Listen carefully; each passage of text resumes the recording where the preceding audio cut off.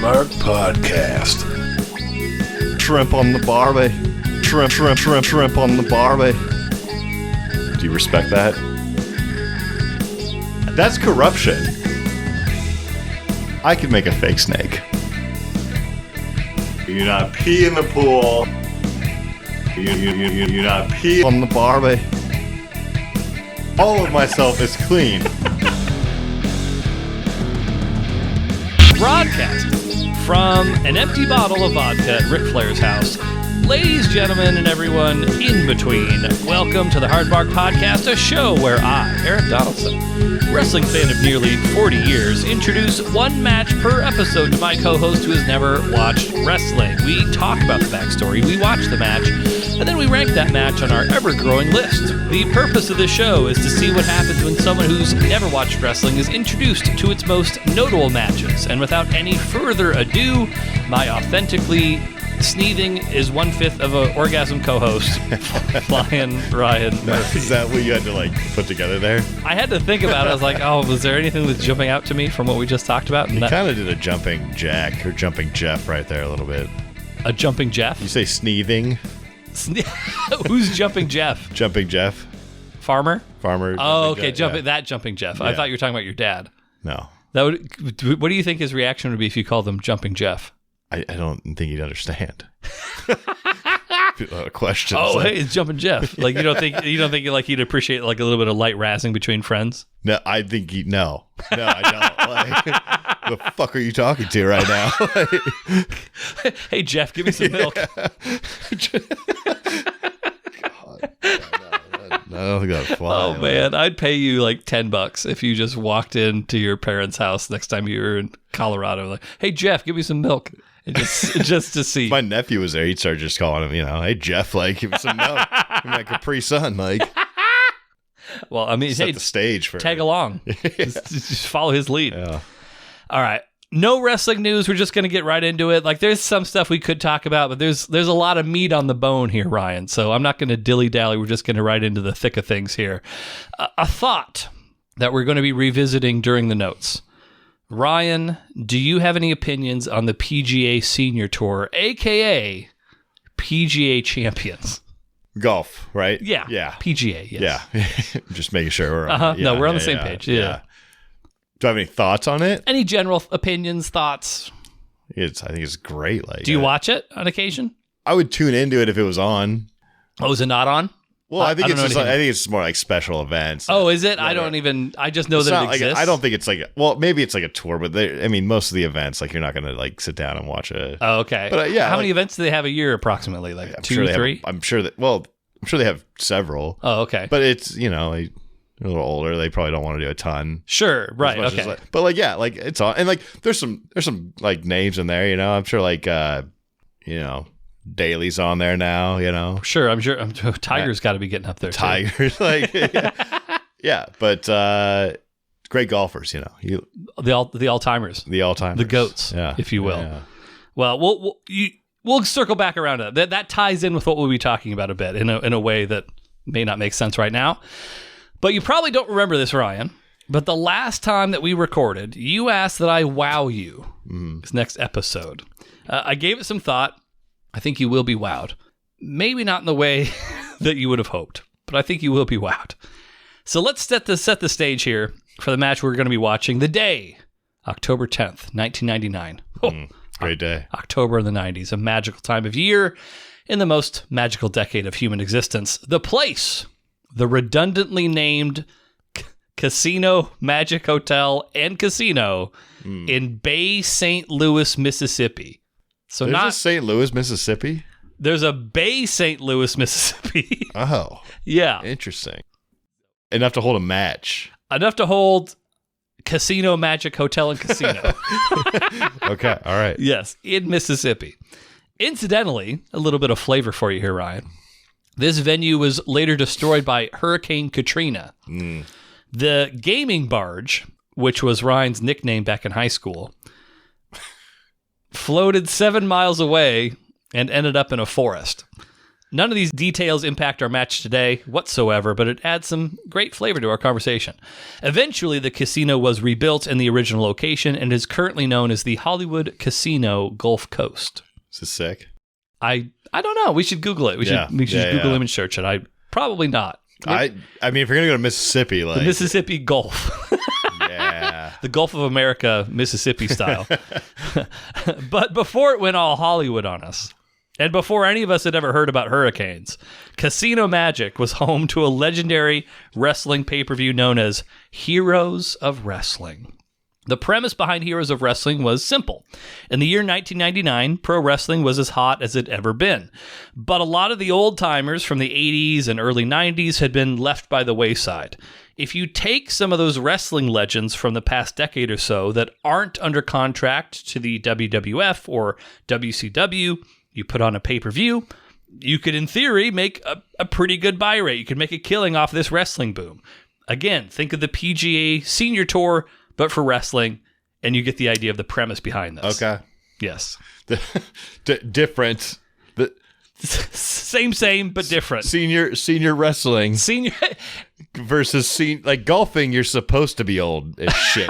Like, you know, You're saying you're not supposed to be old as fuck for professional wrestling? I'm not saying it can't have. I've seen it, but like you'll see far older people at some point in time. Now, granted, these aren't, generally guys in their 60s or anything like that, although there probably were a couple of them on the card. What is the senior like kind of cutoff? What, now or like before? Well, for this. There wasn't necessarily a cutoff. There were probably a couple of guys in their early 60s on the card of this thing. Yeah. I think most of them were in their 40s. Like in the 90s, when you were in your 40s in wrestling, you were fucking done. Because you wrestled in the 80s, and the 80s just fucking took decades off of people's lives. I have no doubt that, no, for sure. I've seen it, yeah. From both a perspective of the rings sucked, the touring schedule was among the most brutal of all time in wrestling, for sure, and like maybe even pro athletics. Cocaine, cigarettes. Drug use is rampant. So there's lots of reasons, but yeah, like if you were a pro wrestler in the 80s, you were living a fucking hard life. So if you were in your 40s then, you looked like a 70-year-old nowadays. But the plan around this whole thing was set in motion. The man behind it all, a gentleman by the name of Bill Stone, who had a background in college sports television production. So he began approaching various talent with the idea that Heroes of Wrestling would be a series of quarterly pay-per-views. So it was meant as a more family-friendly alternative to the middle fingers and crotch chops being featured on the Monday night wrestling shows. Bill would spend somewhere in the range of $300,000 to $350,000 on getting this venture off the ground. Presumably, he'd be spending this money on a combination of renting the prestigious Casino Magic Hotel and Casino, as well as the production crew, equipment, marketing, pay-per-view costs, and signing the wrestlers to contracts. Most independent wrestling shows, especially of this era, weren't paying a fraction of a fraction of a fraction of that. So this is like pretty high budget when you're factoring in like this has no ties to the WWF or WCW or anything like that.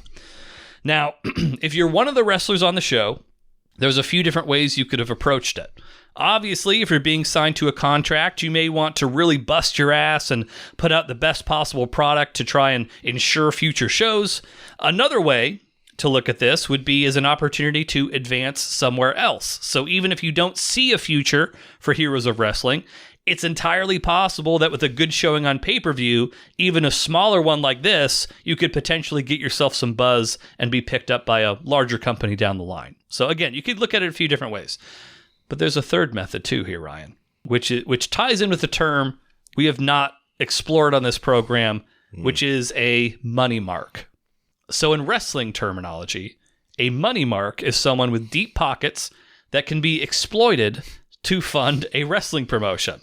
The expectation being that they'll happily keep on spending until they realize they're never going to recoup that money or that their money dries up entirely. I think there's a very semi-famous wrestling quote of like, how do you make $1 million in the wrestling business? You start with 10 million. Mm-hmm. So something to that effect. So In this case, with as many old-timers as they had on this card, they clearly smelled a money mark, and they proceeded to either half-ass the ever-loving shit out of this thing, or arguably, they just weren't physically capable of putting on better performances than what they did.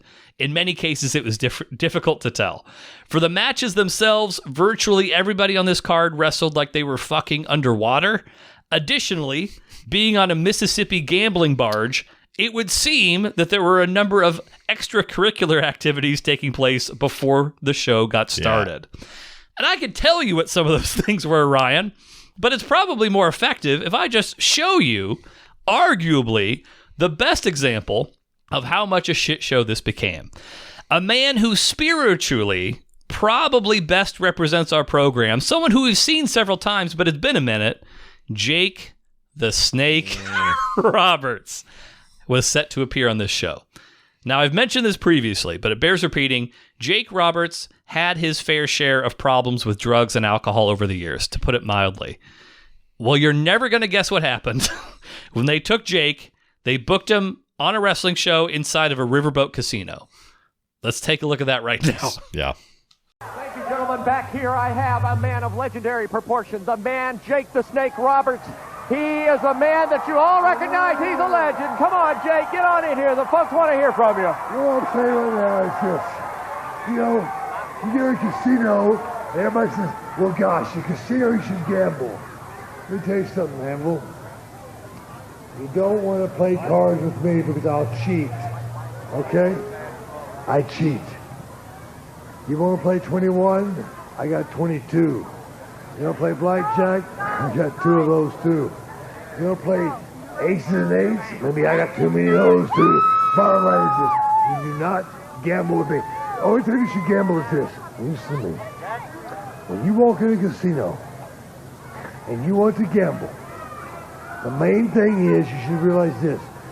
To gamble, you must accept losing. I don't accept losing. And neither does Damien. Damien, my friend. My friend Damien is right here. You see Damien? Yeah, he just stuck his head out at Nice him. looking pile of snake, huh? Oh. You don't want to see us, do you? Well, I Let me know. show you something. Yeah, that's Let me okay, show you Jake. No, I tell you what, Anvil. Go ahead, Anvil. Roll the dice. Mr. Cameraman, get your ass back up here. Hello? I'm talking to you. Get the camera back up here. That is not what you need to worry about, Anvil. The bottom line is this. When the DDT comes, then the snake comes out. Worry about the DDT. DDT. DDT. DDT. DDT. DDT. DDT. DDT. Think about it. A man of his word, Jake the Snake Roberts. Back to ringside. This is right before something really bad breaks out, like that conversation.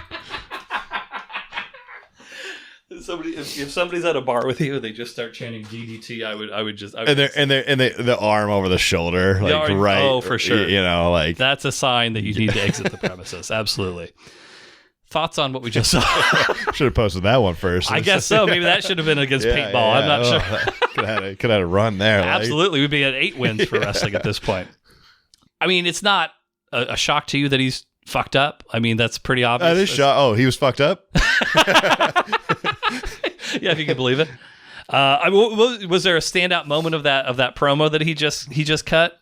Was there a favorite part you had? I mean, it's the overall like thing, right? That's sure. That's your buddy who's had like way too much. It explains to you anything. Yeah, much less how I like win at gambling. Yes, but also you've got 21. You also have got to accept, 22. Yeah.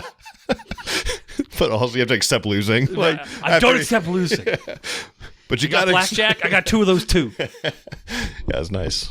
Yeah. And yelling at the cameraman after he lingers on the snake for too long. Yeah. Mr. Cameraman, get back up here. Get your ass back up here. Get the camera on me. Mm-hmm. So we got ourselves a fucked up Jake the Snake Roberts. Yeah. He's at least really, really drunk. There may be other substances involved. Who knows? The most recent time that we've seen Jake was all the way back in episode 64. This is now episode 102, I believe. He took part in a 4 versus 4 tag match alongside a debuting The Rock. This is about 3 years after that. So it's been 3 years chronologically since we've seen him. Jake's not doing so hot, in case you couldn't tell. As he incoherently muttered, he's scheduled to face off against Jim the Anvil Neidhart, the former tag team partner with Bret Hitman Hart in the Hart Foundation. We've seen the Anvil as a part of a couple multi-man tag matches, most recently in episode 49, but we've never really featured him in a match before. I would have to consider Neidhart to be one of the more sprightly competitors on this pay-per-view, although he's also had his issues with drugs over the years, but to his credit, he at least seemed to keep things together until after the show. And Ryan, by this point, I know how you think. We've done enough of these where I'm in your brain, I'm in your head. Yeah. I know that you are inherently a contrarian. If I say something's good, you're going to find things to dislike about it. If I say something's bad, you'll find things to enjoy. That's fine. Objectively, this is one of the biggest disasters in the history of wrestling. To describe it otherwise would be completely ridiculous. But just like how some people love bad movies, some people might also love bad wrestling. I'm preemptively making peace with the fact that you could love this. I'm already kind of like jittery in my chair here. Like this is the most excited I've seen you for a match in a while. I love this kind of stuff. Now, I don't usually disclose this type of information prior to watching the thing, but I think it's important in this case to give you a little bit of context. The promoter of this show was very concerned, if you can imagine. Not necessarily about Jake's health, but about whether or not Jake was going to be able to perform in the ring. Considering he'd already spent upwards of $300K on this thing, the idea of Jake bailing and the possibility of having to provide refunds was likely weighing on him. So part of the way through this Jake Roberts versus Jim Neidhart match, you're going to notice 2 other wrestlers will appear and just kind of join the match spontaneously. Just in case? Yeah. One of them is going to align with Jim the Anvil.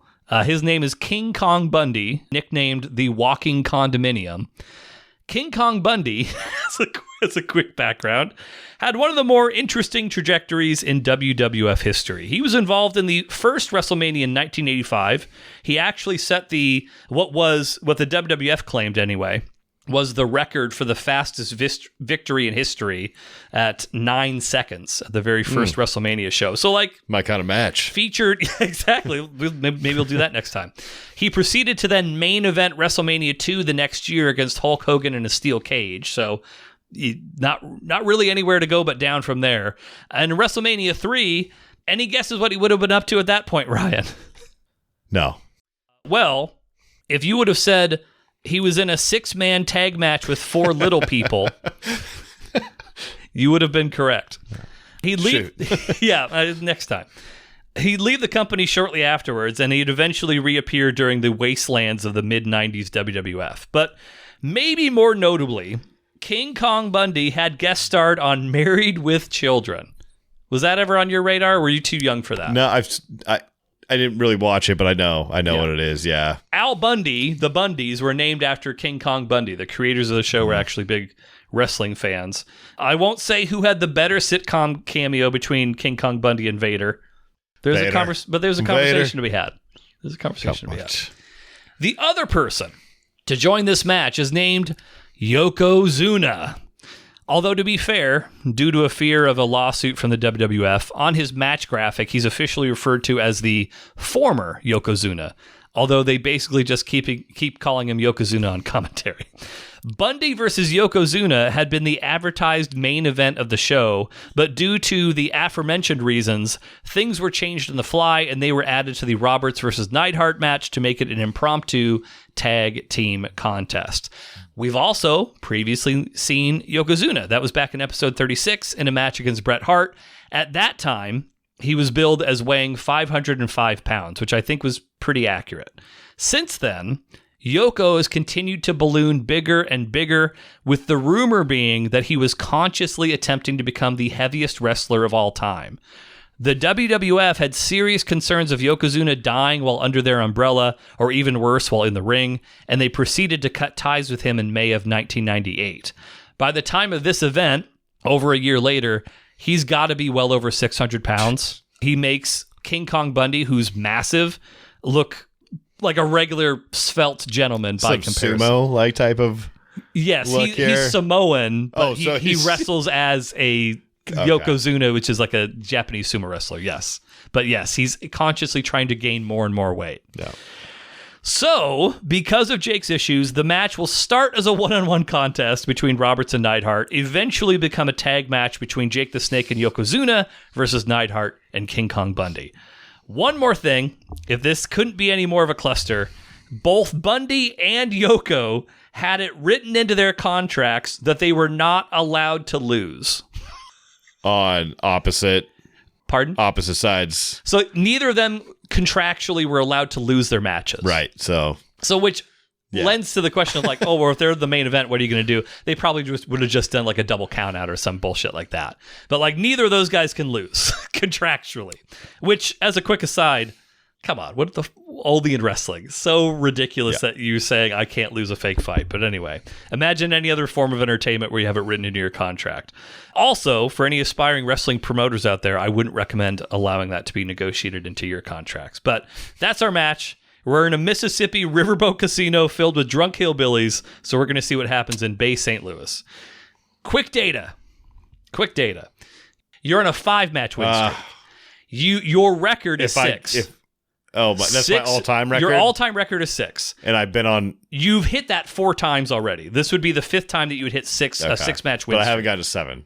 You've never gotten to 7. Okay. No pressure. In case you're curious, a 5-match losing streak has happened twice.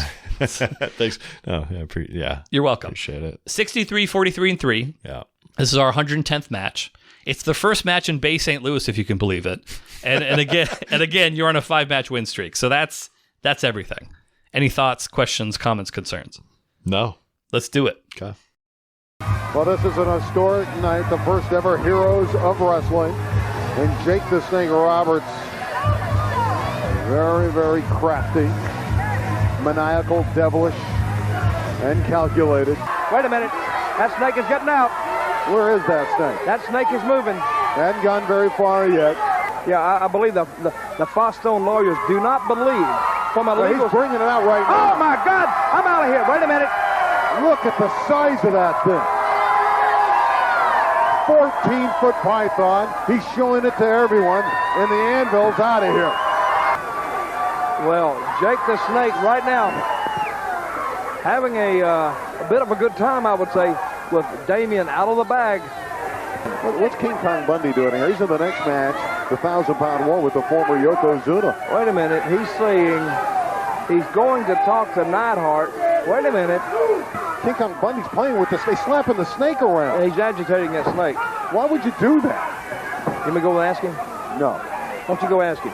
I just don't think that's a smart move to sit there and slap and hit a snake, especially when it's 14. Are you like an animal rights activist or something?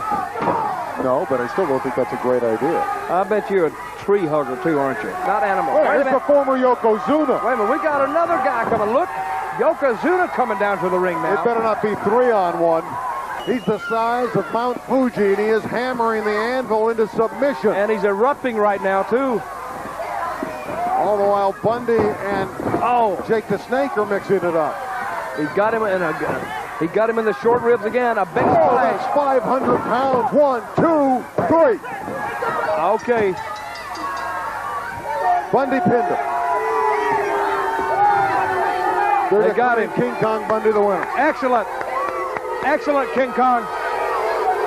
An excellent. Ladies and gentlemen, your winner, Jim the Anvil Neidhart and King Kong Bundy. So the Anvil Neidhart and King Kong Bundy. We're back. We just watched something. We watched a thing that took place in a wrestling ring. Was it wrestling? That's not for me to say. Ryan, what did you think of what we just saw? You asking me if it was wrestling? Yeah, was that wrestling? Very gentle beer placement. I think so. Okay. Yeah. I think there was a chair. That's wrestling. It's very wrestling. There was They had the old school lights and ring out. an arm wringer. That was wrestling. Snake. Did you like the wrestling? It was fine. It was fine. Yeah. I think it very much benefited from how absolutely obliterated Jake was for you. I mean, if it had been 4 sober men in that ring, I think you would have hated it. Maybe like even like I love to see someone like stumble on themselves when they're really fucked up. But like that was almost like a little bit too much. Like he wasn't really It there. made you uncomfortable, and that's saying something. Yeah, that guy like he was asleep like half the time. Yes, he progressively. Also, I felt bad for him. You know, like, It is funny because I didn't realize, but yes, the promo that we saw immediately led into that match. So like you could just see him just fall off a fucking cliff as far as his energy level and just whatever is going on. I'd just be so tired if I was him. You know, I'd be like, this sucks. Like, Okay, I put together a shocking amount of. It's been a while since I did these notes. I don't even know how I put together the length of notes, but I'll look them over. So Jim Neidhart comes out first. They go through his college and NFL history, which you were very impressed by. A former Raider. That's who. Not everybody's a former Raider. well, you know, it just makes sense as a wrestler. Yeah, Raiders totally. I think he played for a season or two. Still, he got to the NFL. You know, Sure, yeah. I mean, that's nothing to sneeze at. Yeah. And his nickname, which I've already told you this before, but it's been at this point years, so I'll just reiterate it. He's the Anvil. He won an anvil throwing contest, Oh, so that's why he became the Anvil. is that a thing? I think it happened in Canada. Hmm. Maybe they do it in Canada. I don't know if they do anvil throwing anymore. I saw a real life anvil one time when I was working at UPS. I probably also told this story when we were talking about Jim the Anvil. I think I've seen anvils. Have you? Where would you have seen an anvil? Like the boating. Like maybe it's like on the side. Okay, like, yeah, docks and like, that makes all right. Now you've tying off, anchoring to him. Yeah, easy, pal. Talking about tying off. Neidhart out first. leave that for Jake. Jake and his little friend Damien comes out next. Jake even gets pyro. I think this is the only time I've ever seen Jake the Snake get pyro. So good for him. He's made it. He's really made it. He really haphazardly dumped the snake bag in the corner when he. I wouldn't like that at all. Yeah. What are you, PETA? What are you, like some sort of like. You pussy? Like. God, the way they were talking. Yeah. What did you think of the comment? I thought it was pretty good. I thought the commentary was like, it fit the match. I think the play-by-play guy. So they were supposed to get like this legendary play-by-play announcer from the 80s. I think it was Gordon Soley that they were supposed to have. And then he had health issues. I think he had cancer that he had developed at some point in time. He was diagnosed with it like just before the show started. So he had to bail. So I think the guy that was doing the play-by-play was really like a college sports announcer that they just were like, hey, we just need you to do this. And then the color commentator is Dutch Mantell, who is a former wrestler, an incredibly hairy wrestler. Oh. Yes, very hairy man. But physically hairy, spiritually probably hairy. Yeah. But he was the one making the reference. What are you, some sort of an environmentalist or something like that? Oh, I mean, it's very 98, right? Like, you know, Yes. Yeah. Very much so. Let's see. From there, so Jake's fiddling around with the bag. He then wanders back up the ramp. We have a shot of the bag. They're shooting the bag itself, which we see a snake. Snake was real or fake? That's appeared to be a real snake. I don't think I could like. You're not going to try and poke any holes in this one. Yeah, I don't. Some very sophisticated robo snakery with it escaping pretty the bag. Slimy and real, yeah. I mean, Jake tongue kissed the hell out of that thing. Let me tell you. Yeah, he did more than that, That's true. I guess we'll get to that in the notes. But Jake reemerges now shirtless. What a physique! Yeah. on the 44. I mean, do I look better than Jake? Maybe. I don't know. Hard to say. Yeah. I'll do some research. I respect the career, but it's not a guy I want to look like it. I mean, the hair is really what kind of drives home the whole look. I mean, how old did he? So we looked it up, and he was 44, I think, at the time that this match happened. How old do you think he looked? For sure, in his mid 50s. I think at that era, like back in 98. Okay, so like, I'm applying this to like people just looked older, you know, so 45 would have like made sense. Yes. Yeah, I thought he was about 45. No, he wasn't. Yes, we're not judging him based on 2020 40-year-olds. So he wasn't cold plunging and perineum sunning. Yeah. He was living a hard 80s wrestler lifestyle. So yes, for sure. As he's making his way across the ring, around the ring, he's slapping hands with all the fans. He stops, and he stops at his tracks. She looked like a very nice lady, but if you bought front row tickets, like to see Jake's face, you would have thought like that's Heather Locklear, or like you'd think like this is a Playboy centerfold. And so he literally stops, he backs up, he gives her the "I love you" hand sign, a double "I love you." A double "I love you." That. Yeah. That doesn't just come around willy-nilly. Right, That's something that you got to earn. And he goes up to her, and like I think she's trying to touch him initially, like because they're all trying to touch the wrestlers, like grab his arms and shit like that. He grabs her hands, and she's trying to pull away initially because I don't think she knows what the fuck he's trying to do. And then he just forces her hands onto his chest, and he's like. He's kind of doing a thing. He's pantomiming being orgasmic as she's rubbing, and like eventually she comes on board, but initially is very clear. Oh, I'm not interested in what you're trying to get me to do, and then she kind of went along with it eventually. He's trying to like impress her the rest of the match. You know? Like, that was. You think so? He didn't do a great job, but might have worked. I mean that might have been his motivation. Bay St. Louis is a different breed of woman. They're impressed by different things. Yeah, snake two catching. different types of women in that. We did see a few different types of women there in the audience, but Neidhart and Roberts, they finally get in the ring. Gosh, they take forever to actually like do anything. Like Neidhart ducks out of the ring.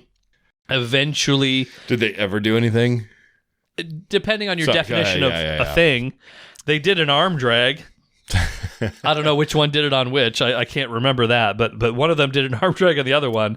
Eventually, Jake gets backed into the snake corner. I think we both cringed and were like, "Oh, please don't step on the snake." Well, it's like one thing if you're like totally there and you're kind of like, right, hey, I have my feet under me. Exactly. But I was like that. He had no feet under him. Like he could have. Yeah, there were a few moments where it's like, "Oh, don't step on the snake! Please don't step on the snake." Well, were you worried for the snake, or were you just like worried that the snake's gonna throw a fit? Maybe both. Yeah, I don't know. Like I don't know what. I felt a little bad for the snake. He like not zip tied, but he tied him up in the bag. Like sure, about as shitty of a tie job. I mean, the snake got out pretty quickly.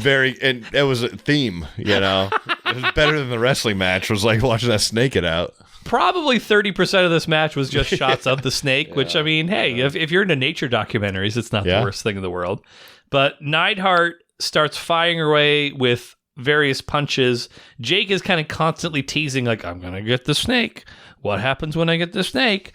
And the snake officially, like, gets out of the bag at this point. Like, its head is peeking out, and it's kind of like this flicking its little out of the bag. Snake tongue. Meanwhile, Dutch Mantel's like, if that snake gets out, I'm getting the fuck out of here. Like, whatever. But Roberts, with a reversal on Anvil from his arm bar, we've got an elbow from Jake. Jake, he tried for the DDT one time. I suspect nobody wanted to take a DDT from him because, like, what if he fucks it up? He could, like, paralyze me. That type of... My suspicion, not to jump ahead, my suspicion for why Jake lost is because if I had to guess, Anvil was probably going to be losing to Jake originally, but then because he was so fucked up, it's like, I'm not going to take the fucking DDT from this guy. Like, he needs to fucking lose, and like it'll be fine. So that's my suspicion. That's never been verified, but I would bet money that Jake was supposed to beat Jim the Anvil Neidhart, and then because he was too fucked up to like perform any maneuvers safely, they were like, oh, let's just not do that anymore. Jake grabs a snake. He's jerking the snake penis. Which what I mean by that is he has the snake in front of him as a penis, a snake penis for Jake, and he's holding it. And like at first you're like, that could just be like weird placement. Like you can give him the benefit of the doubt, like, oh, it's just kind of like, oh, Not for long. He's holding it there, but then he starts actively jerking the snake off, and you're like, oh, okay, yeah, no, this is for sure a snake penis now. There's no two ways about it. He's walking back towards the woman. What do you think of this snake penis? And then it just becomes. Then he like pulls out a little bit more of the snake penis. How about now? It was a 14-footer, as they 14-footer. made a point to claim multiple times. So right around here, you start to very much notice every time Jake is doing something which objectively is hilarious, they do a lot of crowd shots. So right around the snake getting jerked off, they just pan to wide shots so you can't quite clearly see what Jake is actually doing with the snake anymore. And then they're also showing like individual fans, but you're seeing the individual fans' reactions to him jerking a snake penis. So it's like these guys pointing and laughing, and like women like, oh. So it's a very David Lynch sort of experience. At a certain point, they eventually like, oh, he's done jerking the snake off. Great. Let's shoot what's going on in the ring, which what's going on in the ring now is Jake's laying down literally with his tongue out, tonguing the snake's tongue. Yeah. That is what happened. Which, I mean, the snake didn't seem to mind. No. I don't know. They've done it before. Yeah, that's how. What do snakes use their tongue for? Is it for like detection of? I don't know. Okay, you're the snake expert on the show. It's always that like split tongue thing, though, right? Like, you've got a shirt. I'm the snake expert. Yeah, you've got a shirt on the Hard Mark merch shop that says snake expert. I thought you might know the answer to this question. Oh shoot. Letting down the fans here. Like, I mean, it's an oldie but a goodie. It's a good question. Well, we'll find out. Yeah, we'll figure it all out. That's right. That's the cue for King Kong Bundy. So I was speculating while we were watching it. When did the promoter go to King Kong Bundy and be like, you need to get the fuck out there right now? Was it during the snake masturbation, or was it during the snake tongue kissing? We'll never know, but King Kong Bundy absolutely shows up the moment that Snake starts tongue kissing Jake the Snake. They were right to like have alts in this fight, like 100%. For sure. I don't know what would have happened. He even showed up and they were right, you know? Like It's true. Yeah. But Neidhart then jumps Jake while he's distracted by King Kong Bundy, who's at this point, King Kong Bundy's just sort of like lingering outside the ring, shouting like, hey, screw you, pal. Like that, old school wrestling stuff. Jim with a devastating chin lock to Jake the Snake. And then Jake he did this during the interview too. There's few things more pathetic than when a wrestler tries to get their own chant going. So every time Jake chants DDT, DDT, DDT, it makes my skin crawl just a little bit. Because that's his finishing move. And so he will actively DDT. Was he on the floor while he was doing this? Like laying down? Like crouching maybe? I don't know. Yeah, it could have been on his knees. Hard to say. But and they were talking about this. They didn't show it. So it's hard to say I think this probably did happen just based off of the actual professional announcer's reaction. Bundy apparently starts slapping the snake back at a certain point. And again, I'm only like the college sports commentator is like talking about it like, oh, I don't think you should do that. But they don't ever show it. They didn't? I thought they showed him next to the bag, but they never actually, you never see him strike the bag. And then that's when there's the interaction of like, what are you, some sort of environmentalist? From Dutch Mantel, which is very funny. Jake the Snake hits a short arm clothesline. They miss it on camera, so it just looks like magic happened. Bundy then gets on the apron. Jake the Snake fires away with a punch. Now both men are double teaming Jake the Snake Roberts, and that's when we have Yokozuna. Thoughts on Yokozuna? We've gotten big ass. What an ass on that big man. Ass. He's got a lot of tush for the push. Yeah. That's for sure. You can tell he's a big boy. Just him walking there, like that's a big fella. When he takes that robe off, it leaves you breathless. So much of hhis weight is in his haunch. Can you wipe your ass when you're? There's no way. What I'm like. There's no way. You gotta have a different method. Oh God. Well, I mean, like I'm not even sure a bidet could get that, like maybe a bidet. You'd have to go Japanese style for sure. I mean, I've said it time and time again. I'm not going to belabor the point, but I'm telling you, removable shower heads. You gotta I'm not sure you could reach around that. Like you'd have to have a buddy. Yeah. It'd have to be a buddy shower system at that point. Dude, but it's the biggest ass you've ever seen. Hate to get sat on by that, But at the same time, to his credit, he moved fairly well for a man his size. You mentioned that, but I do still think he did move. I agree. But in comparison to what we had just watched, it made him look a lot faster. It did. I'm also comparing it to all the TLC reality shows of My 600-Pound Life. Sure, yeah. Where it's just people literally bedridden being fed Cheetos and Kraft way mac and faster cheese. than that. Yeah. This guy has some athleticism for sure. Yeah. But I mean, we're gauging it on a sliding scale. This is not like a 1-to-1. No, that's fair. That's comparison. He could move a little bit. But Yokozuna and Bundy, they start to fight. Neidhart jumps in to help double team Yokozuna. So now we officially have a tag match just out of fucking nowhere. But again, at the same time, what the fuck else are you going to do? I get it. Jake the Snake is either selling or he's got the spins outside. It's impossible to gauge at this point. The spins. For sure, he had the spins. Spoken like a man who's got the spins a good number of times. Yeah. Neidhart accidentally knocks King Kong Bundy over. It just gets weirder and weirder. This is the point where little Bundy emerges. So someone we've not seen. Love that guy. And even if you're a wrestling fan, you're like, who the fuck is that? It's just a little bald man. And I don't even think he has eyebrows. This is like a full alopecia powder, like a pudgy powder situation. He looks like, and they even call him on commentary, Baby Bundy. He comes out, and I think he's just like a member of the production staff. Maybe he's like an independent wrestler or something. He comes out, and he's very clearly telling King Kong Bundy and Jim Neidhart, this is what the fuck we need to do. This is how we're going to end this. This is how we're going to get the fuck out of here. Which he probably told them, you need to fucking force, shoot pin Jake the Snake Roberts at some point. You need to force him down and actually pin him for real at some point. So Baby Bundy emerges. You still can't tell if Jake's selling or not. Anvil then starts biting Jake the Snake. I think he might also be trying to tell him something while he's biting, because it happens immediately after Baby Bundy. That was a weird, so they had to be you had to be telling him something because, for sure, he took a bite out of his fucking skull.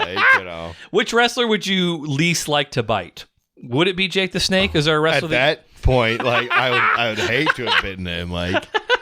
That's a especially during. I mean, good thing we're at a dry January. If he had taken my hands and put them on his tits, I'd have been devastated. I bet they were clammy, real clammy titties. So we've got the chair shots from Jim the Anvil Neidhart. A lot of them. To Jake the Snake. You don't see that in a match where you want to see chair shots, You really don't. Yeah. There were a couple of them. They weren't that bad, but they were awkward. Normally when you're doing a chair shot, you hold it so where it's flat and normally you hit him on the back or whatever. The Anvil basically took the chair just in a seated, we have the chairs right now, and just kind of hit Jake on the head with the seat of it. And it's okay, I don't know if that's 100% necessary for what we're doing, but okay, whatever, it's fine. He even hit him one time with two chairs on top of each other, which I don't know if I've ever seen before. He's probably already got a headache too. And I don't know that it was good, but I've never seen it before. Yeah. However, King Kong Bundy then gets the chair. And what the fuck was that fucking chair shot to Jake the fucking Snake? Yeah. The guy's already fucked up. And you're hitting him. It may not have been 100%. That was an 80% chair shot to the dome. Yeah, maybe he's a little upset. I think he hit him with the backrest, too. I don't even think he hit him with the goddamn seat of the chair. I love to see it, though. I love to see it, Which I was speculating during. I was like, oh, I think he's fucking pissed. Yeah. I think he's mad about I think it's a good call. The whole situation. And that's the little fuck you. Yeah. Here's your receipt. Doink. Eat shit. But after that, I don't know why they're continuing to batter this drunk man with chair shots. And also, a funny little observation at this point, the guy who's super fucking fucked up has been the only one wrestling the entire time. The entire time. Yokozuna did like 3 punches and then hung out on the apron. Eventually, after they attempt to pin Jake the Snake and he like kicks out a couple times, and I think that there's actual real frustration with King Kong Bundy and Jim Neidhart at this point. They take his boots off for some reason. He then low blows both of them, makes a big hot tag to Yokozuna. Yoko just smushes Jim Neidhart into the corner, and then Bundy pins a non-legal man in Jake the Snake, holds him down. They fast count him 1, 2, 3, and then that's the end of the match. And therefore, not a loss. And therefore, clearly not a loss. And this is a no contest. Technicality.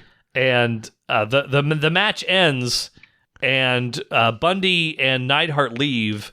Yokozuna and Jake the Snake's, he's not even on fucking planet Earth anymore. But Yokozuna's like, we got to do something to send the people home happy. We can't like have them leave on a bummer like this.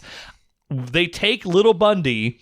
Yokozuna gives him a Samoan drop, which is literally the only wrestling move Yokozuna did the whole time. And this is after he tries to get Jake the Snake to DDT him, and I think they were just like, oh, fuck, this isn't going to happen. So he Samoan drops him, and then Jake takes the snake out of the bag, puts it on little Bundy, right on his face, which, to be fair, that's what he did to all like the guys that he would beat in the 80s. But, yes, drapes it over little Bundy, and then they immediately, without any sort of like, goodbye, folks, or anything, they just like cut the feed because Jake started like trying to take his penis out of his pants, which you don't know that if you're watching, but we know that in with the benefit of wrestling reports over the years. So who hasn't been there? I mean, we've all taken our penis out in the middle of a casino with children watching many times.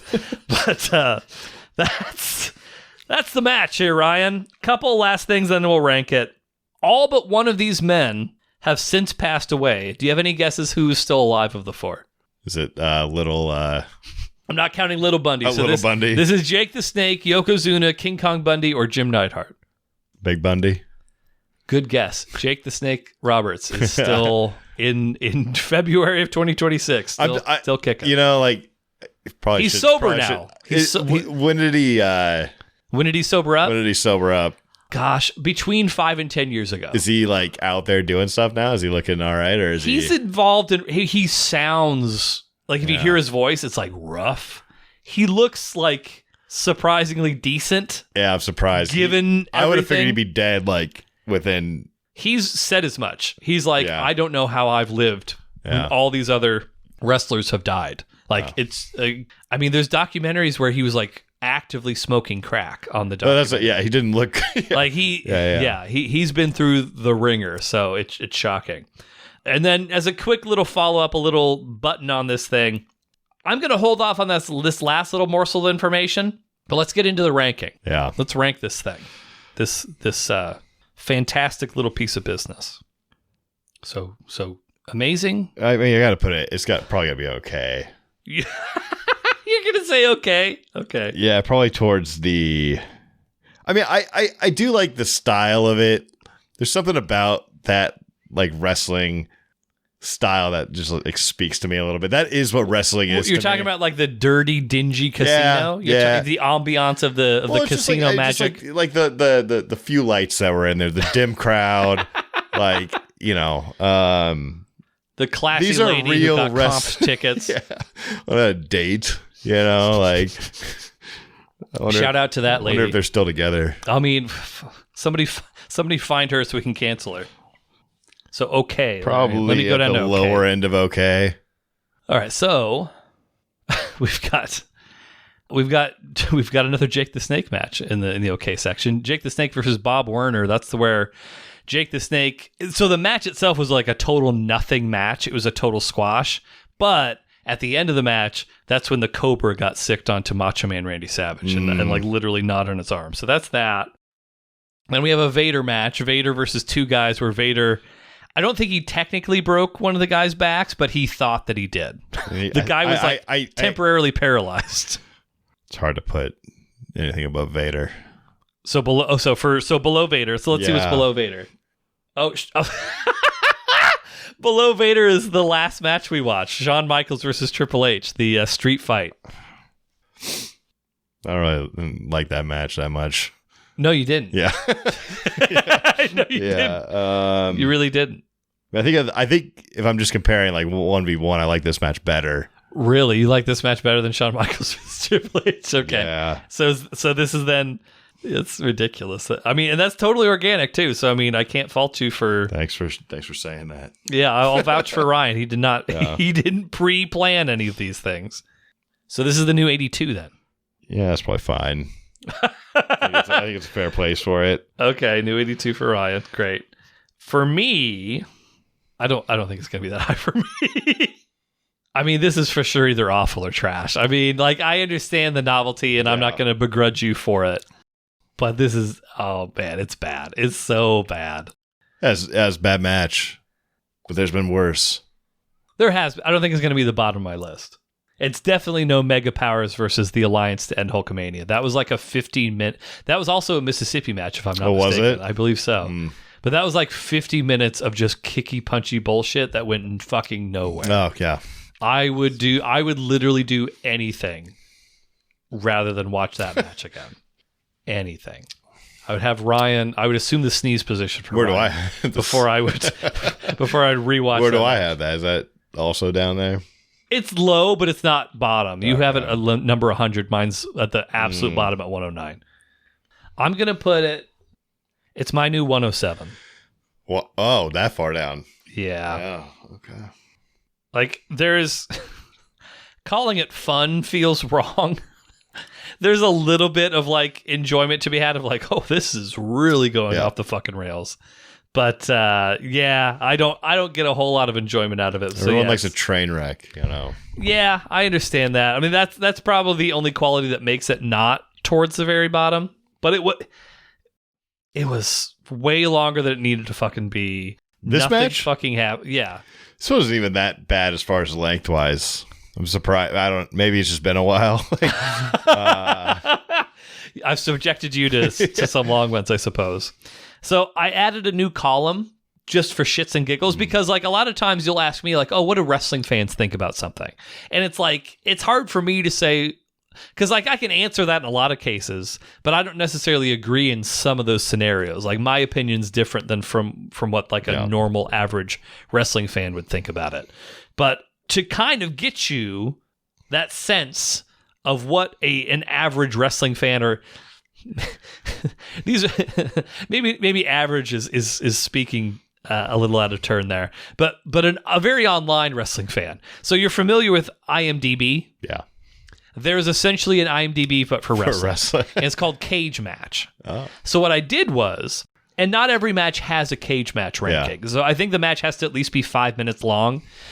Most of the matches that we've seen have been 5 minutes long, but there's a few that haven't been. So I went through the entire list and I added the cage match ranking for each of the matches that we watched. Interesting. Yeah. So what is it? What's it scored out of? Like, out of 10. But it's a what would that be? A 100-point scale? It's like 2 decimal points. So you just put Jake the Snake and Yokozuna versus King Kong Bundy and Jim the Anvil Neidhart above Shawn Michaels versus Triple H, which is very funny to me. Our last match, Shawn Michaels versus Triple H, that cage match ranking right now is 9.14 out of 10. Is this a good source of... It's pretty... I would say it's fairly, like, you can rely on that for being a pretty good, like, sense of, like, which matches are good. 9, and that's high. That's very high. So... That's very high. What did you have it? Higher than you, but not, like, drastically higher than you. What did I have it? Oh, I did put a fair amount higher. 35. I put it at 35. Oh, that's way higher than I had. Yeah. So anyway, so 9.14 was last time. Mm-hmm. This match that we just saw, 0.08. Okay. I understood.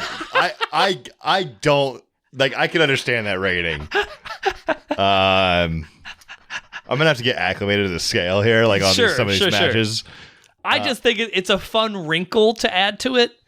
It doesn't matter. It doesn't change anything, but it is a nice wrinkle to add to. Have you sorted this list from highest to lowest on that? And then, based on cage match rankings? Yeah. No, I could. Yeah, just curious to see like how that stacks up.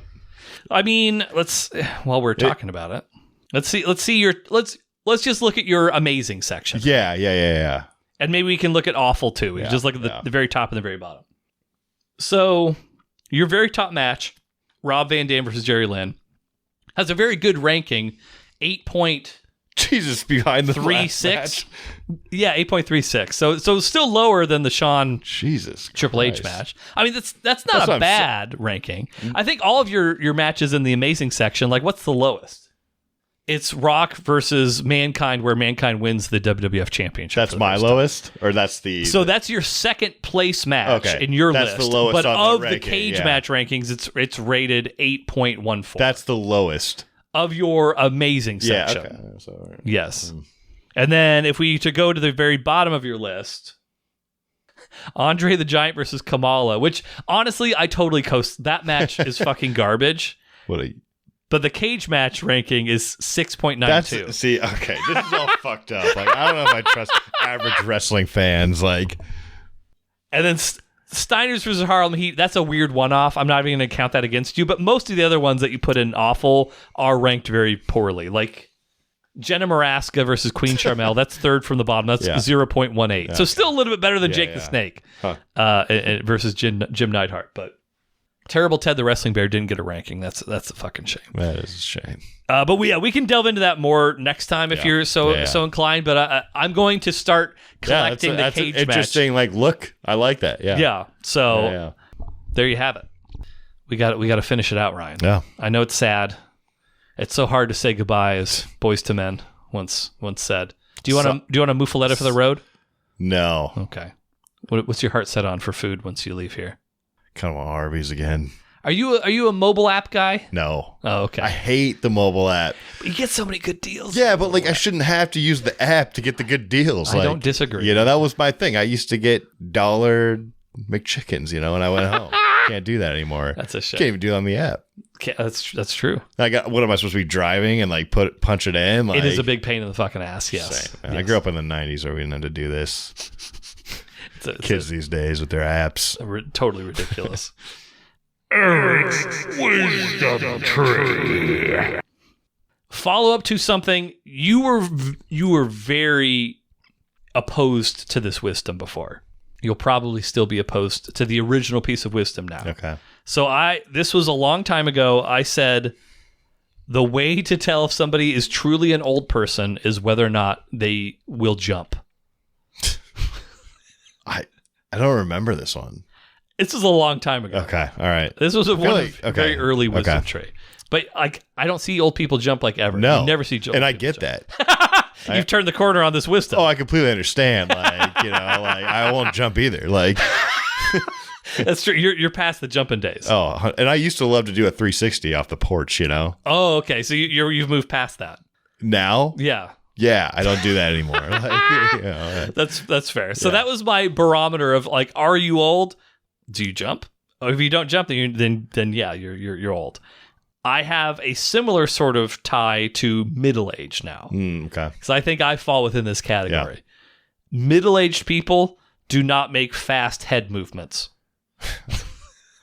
I'm trying to think. Hold on. Like and I think I've consciously or maybe subconsciously reached that point now you because hurt your neck I didn't act well, not seriously, but I remember when Evelyn was a baby, there were like she'd be in her high chair and I'd do like these crazy neck things like just head banging essentially to make her laugh, and it always worked. And then eventually I was like, oh man, I think I pulled something in my fucking neck. This really hurts.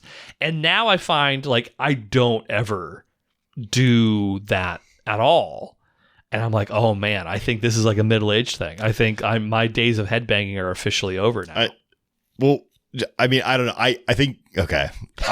I still do some like even with my cat, like I'll whip around. What up? Like, well, sure, yeah. Well, I'm saying this is like a change over the past 2 years. Yeah, no, I haven't gotten there quite yet. You know? Sure, but with the jumping thing, I don't know if we did this when I was in my 20s, and but now I get it. So like, this could be coming like also for me. I'm not. Yeah. I mean, there's been other old person things that I've talked about too. Like, are you starting to sleep with a pillow between your legs yet, or no? No. Okay, your balls will get there.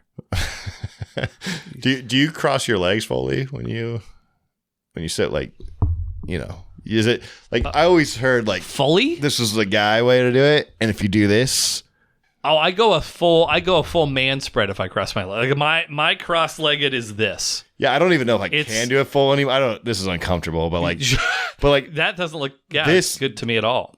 You know. No, I don't even. I mean, could I do? Yeah, I hate that. I don't like. No, for me, crossing my legs is literally my.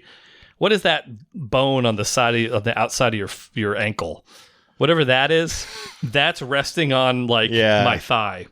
So it's very much like a figure four. Yeah. Type of thing. I think I don't know. Any more than that, I would absolutely not do. No. But I think ear hair, nose hair, sleeping with a pillow between my legs, those are definitely. I'm like getting there. Like every step of the way, I am like starting to follow suit, and it's like this. Like you're getting older, like you have to do certain things. Like a ghost of Christmas future. No, I know. It just I am like I'm scared to do anything now. You know, like I mean, between the ankle break and the shoulder injury, I could see how you would be. Are you planning on doing softball when the season kicks back up? I think I'm just gonna play golf this year.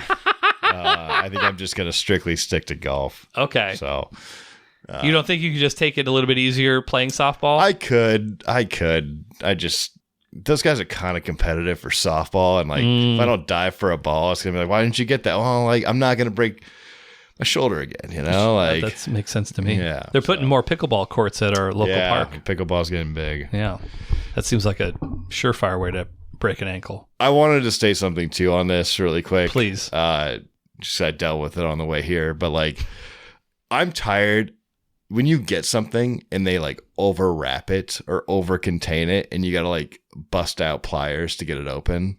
Okay. When you buy something from the store, you know. Oh, okay. Yeah. I think I'm picking up what you're putting down. Like I had to just go get a pair of like new nail clippers, and like this thing was wrapped in like the thickest plastic, and like it had no like way to open it. I had to like stab it with a key. Sure.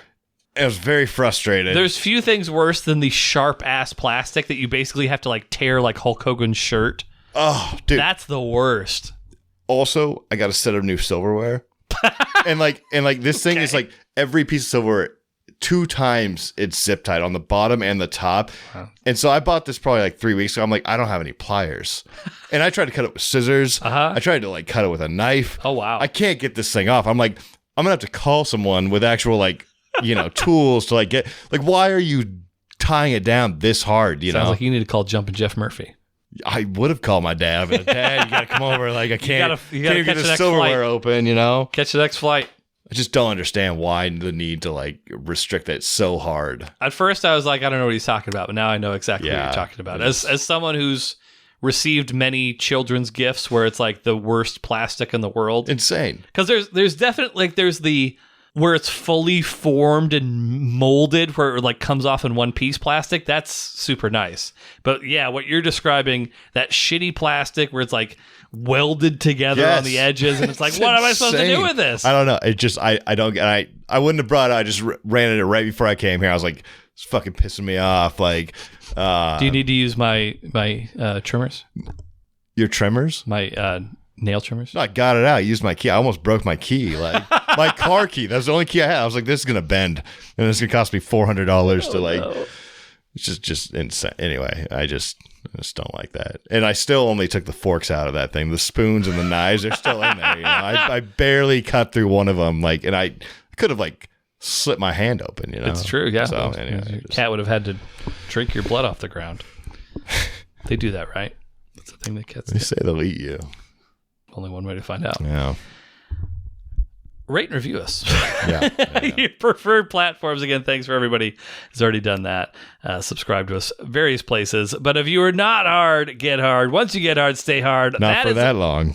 But yeah, don't stay hard for like That's annoying. Yeah, I already forgot the name of the disorder, but persistent genital arousal disorder. I think that was it actually.